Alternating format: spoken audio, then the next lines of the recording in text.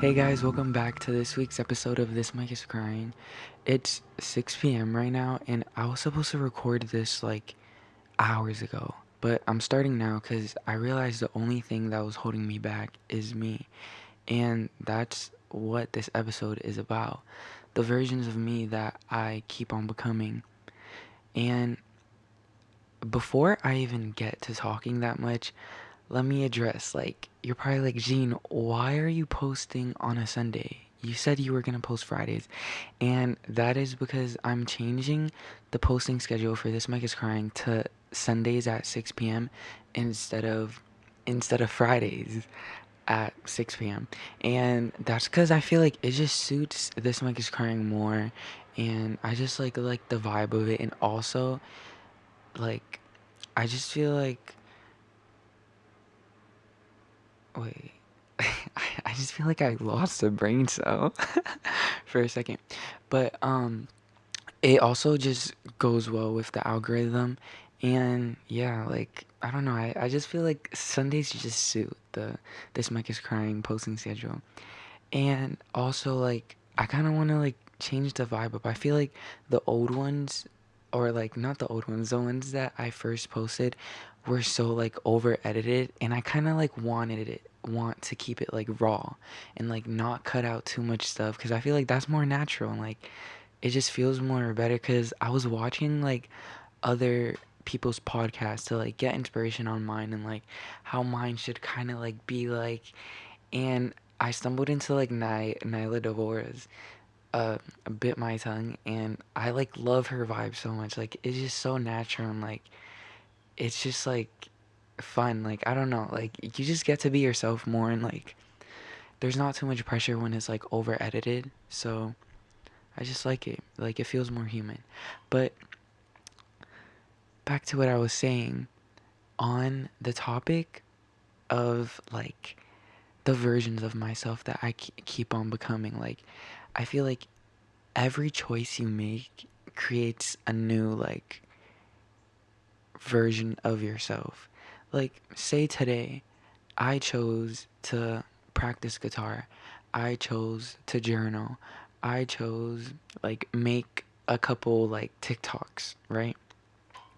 Those versions those versions of myself that are making those actions are lining up to something like better and greater. Oh my god, my fucking camera just died. My camera just died, but it's okay. Let's just take it out. We'll be fine. But yeah, I just started thinking about there's so many versions of me that never really like got to exist, and so many versions of me that I haven't seen yet. And like, you get different versions of yourself through the actions that you choose to make in your day. I feel like one version of me that never got to exist is the version of me that went to an art school. And I feel like this was really the this was really like the thing that got me inspired to make an episode like this, cuz he's the reason that I am making this episode right now. Cuz instead of going to an art school that I applied for high school, I ended up going to an exam school. And throughout the years that I went to an exam school, I just started like thinking like, damn, what about the version of me that went to an art school? Like, how is he doing? Like, would he be happier? Would he be freer? Would he be like doing the stuff he loved? And of course, I feel like he would. Like, 100%. If I could, like, right now, if I could switch places with that version of myself that went to an art school, I feel like I would be so much happier right now. And like, I think that version of myself didn't get to exist through the influence of other people and the influence that other people's words had on my life at the time where I was choosing which school to go to. And it would be things like, no, like, go to the exam school because like it's like better. Like, I don't know, I think a lot of people just think art isn't gonna get you anywhere. And I think art can 100% get people somewhere in life. It just takes consistency. But, anyways, that's not the point of the topic right now. I mean, the point of this podcast episode right now. But, yeah, like, the version of myself that went to an art school would just be so much more farther in life than I am right now. And it's because he gets to train more. He got more experience in like art and like what he wanted to do. Cause I auditioned for like I think a theater class. Yeah, I got in art school because I auditioned for theater, and I got in my exam school because I did good in my school like eighth grade. Like I got all A's and like um I did good on like my tests and stuff like that. But the version of myself that went to an art school is that is like literally the epitome of the parallel universe phenomenon. Me, this is the version of myself that went to an art school. And then like there would be like another version of myself of me that went to an art school and he's probably more creative. I feel like I feel like he would have like a good grip on life right now and like cuz throughout the years that I've been in my exam school, I've just thought like, damn, like I don't want to be doing this right now. Like I would much rather do stuff I love and like do art and just like follow my gut and follow the things I love. And from the start of even high school, I was doing art and I'm still doing art to this day, like whether it's music, whether it's doing content, whether it's like songwriting as well. Like I freaking love songwriting. Like that's why I'm so jealous cuz like I feel like the version of me that went to an art school, I feel like would just be so much farther as in like the skills, the friends that they have that feel like them. Cuz in my exam school, I feel like I just felt so left out. I really, really, really felt like the odd one out. Nobody was as interested in art as me. Nobody was really that understanding other than like some people, but there are a lot of supporters at my school, like, and I feel like the version of myself that went to an art school, it feels the complete opposite. I feel like if he went to that school, he would feel so much more welcomed. He would feel like he belonged there. He would feel like, damn, there's other people like me. There's other people who love art just as much as me, see this as a real career path and like, but that's just sad because that version of me didn't get to exist. That I didn't get to experience that version of me. That version of me who probably has so much artist friends. That version of me who probably takes a sketchbook out every single day like he just goes on a walk. That version of me that probably dresses better than how I dress now, who's so much more creative, who feels so much more fulfilled.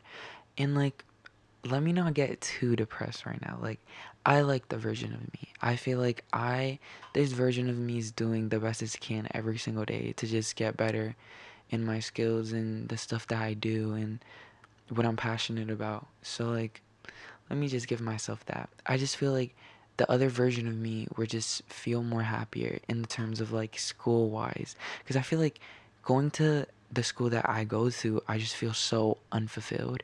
And that's not no one's fault, like, but me, kind of. Because I let other people influence the decisions in life that I got to make.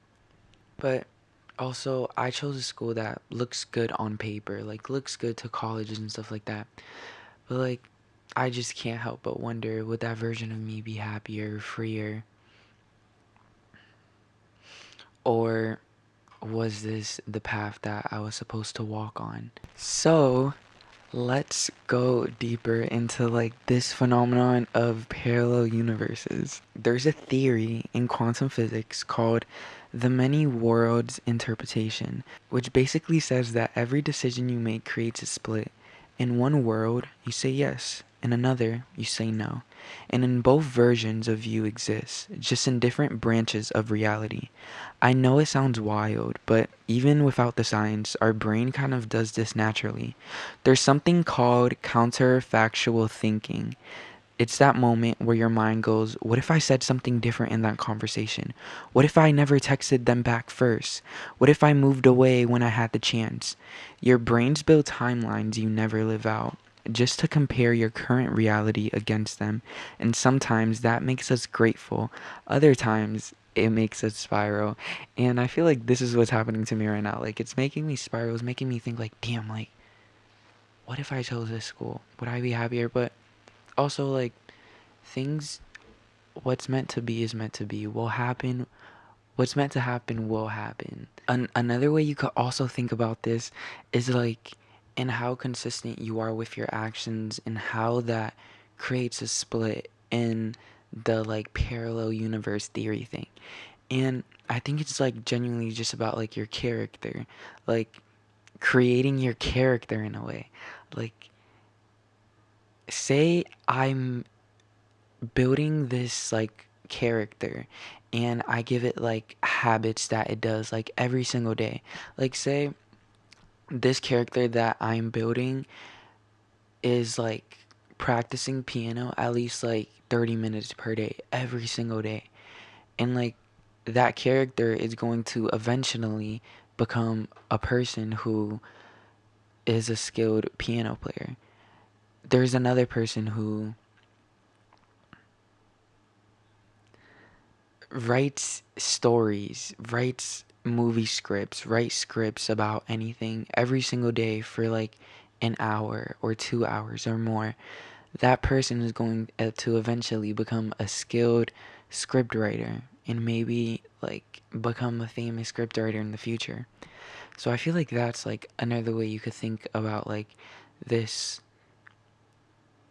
split like universe thing, because you want to be able to be the version of yourself that can possibly be like the best and the most like hardworking and the most successful, and like that's ultimately like what we kind of want in life. We kind of want to be the most best versions of ourselves. And also sometimes we can romanticize life that we didn't live, and I don't feel like that's a good thing. I feel like fantasizing and thinking about and romanticizing about a version of you that you really can't get back anymore, that's like missing an ex.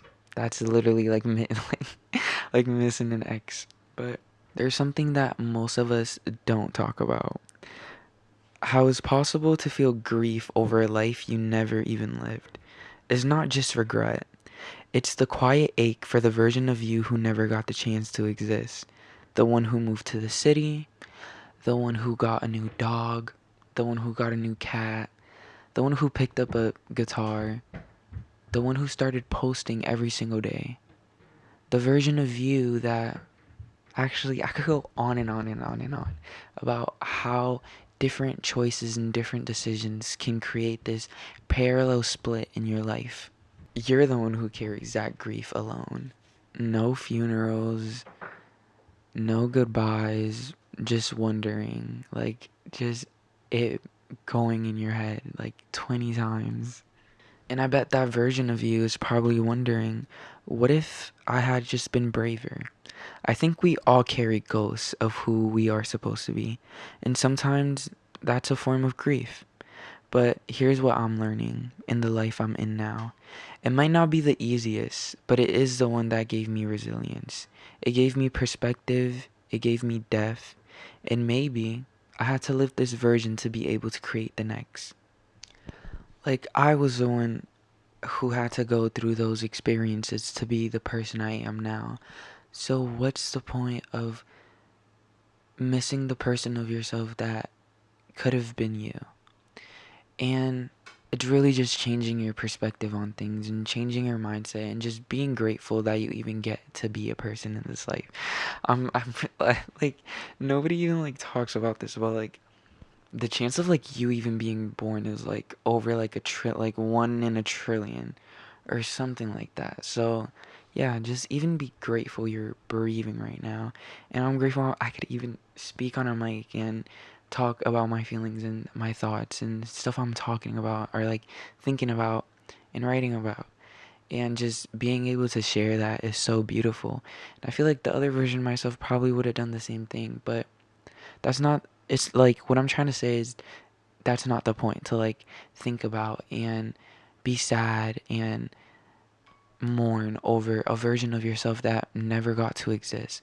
Because the version of yourself that is right now is the version of yourself that is meant to be right now, if that makes sense. Like, you are where you are supposed to be right now. I am where I'm supposed to be right now.